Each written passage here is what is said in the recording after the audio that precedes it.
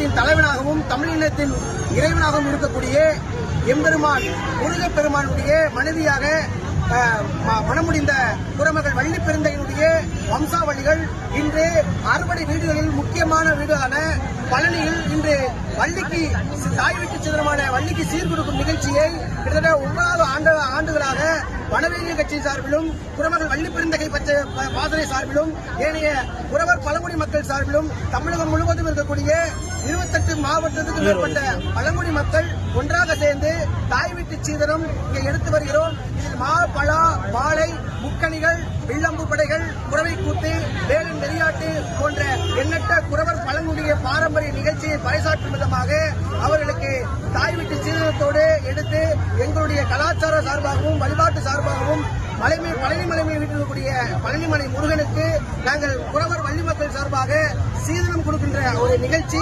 கலாச்சார முன்னெடுப்பை எடுத்திருக்கின்றோம். இந்த நிகழ்ச்சிகள் கிட்டத்தட்ட 5000க்கும் மேற்பட்ட குறவர் பழங்குடியின மக்கள் குஞ்சில தமிழ் குடிகள் பங்கேற்றிருக்கிறார்கள் என்பதை இந்த இடத்தில் தெரிவித்துக் கொள்கிறோம்.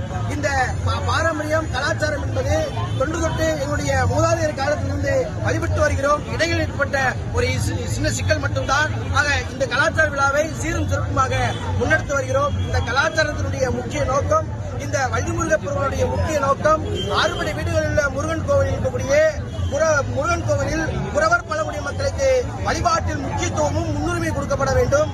அதே போல அறுபடை வீடுகளில் இருக்கக்கூடிய குறவர்களுக்கு சொந்தமான மடம் மற்றும் அசையும் அசையா நில சொத்துக்கள் மாற்று சமூகத்தினால் பிறரால் அபகரிக்கப்பட்டு அங்கீகரிக்கப்பட்டிருக்கின்றது.